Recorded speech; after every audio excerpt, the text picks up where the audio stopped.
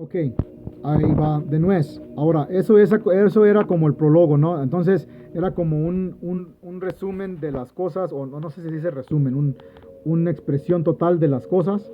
Ahora lo que voy a hacer es lo voy a leer, nomás de leerlo, y ya de allí yo no voy a interrumpir para que sea mejor, porque lo que se trata es el estudio.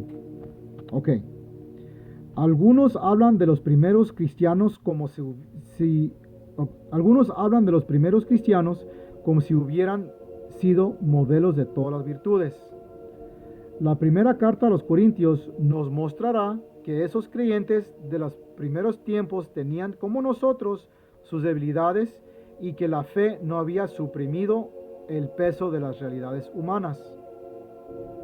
Corinto tenía su propia fisonomía entre las ciudades del Mediterráneo, situada en una franja de tierra que separa dos golfos. Se había aprovechado de su situación privilegiada. Los dos puntos del este y del oeste se habían unido por una especie de camino enlosada por el cual se tiraba de los navios por medio de enormes carros arrastrados por bueyes. Así los marinos se ahorraban de dar la vuelta a Grecia por el sur. Pero había que pagar, lo que significaba una importante entrada para la ciudad. El transporte exigía, además, abundante mano de obra, lo que para la época significaba muchos esclavos. La ciudad poseía desde muy antiguo un santuario consagrado a Afrodita, la diosa del amor. Según los griegos, en cuyo derredor se desarrollaba.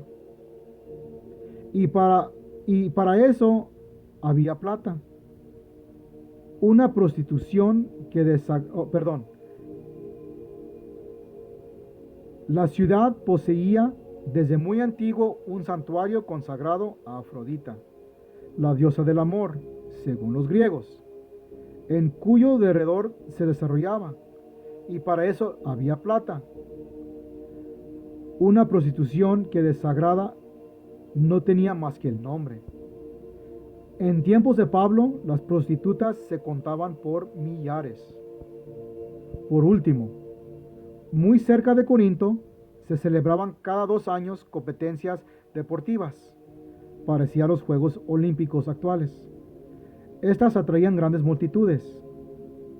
Se advertirían en estas dos cartas de Pablo alusiones muy claras a estos diferentes aspectos de Corinto: el dinero, la esclavitud, la prostitución y los juegos del estadio.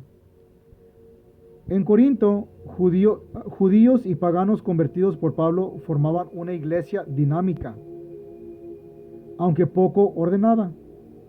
Después del entusiasmo de los primeros años, muchos de ellos se habían dejado llevar por sus vicios y por sus costumbres paganas, y los responsables de la comunidad se sentían impotentes para hacer frente tanto a esas dificultades como también a las divisiones internas o dudas respecto a la fe. Hicieron pues un llamado a Pablo, retenido en Efeso por su trabajo apostólico. Les envió una respuesta esta carta. Llama la atención tanto la autoridad con que el apóstol se dirige a la iglesia en nombre de Cristo como su manera de enseñar. Pues antes de responder directamente a una cuestión, comienza siempre por reafirmar la base de la fe. Las dudas de los corintios sumidos en mundo pagano se referían a temas que son aún de actualidad o que se descuenten entre nosotros, que ya lo he leído: el celibato y el matrimonio, los problemas de coexistencia con los no creyentes, el orden de las reuniones de la iglesia, tanto para la celebración de la Eucaristía como para el ejército de los dones espirituales, la resurrección de los muertos. Es lo mismo que estamos ahorita viviendo.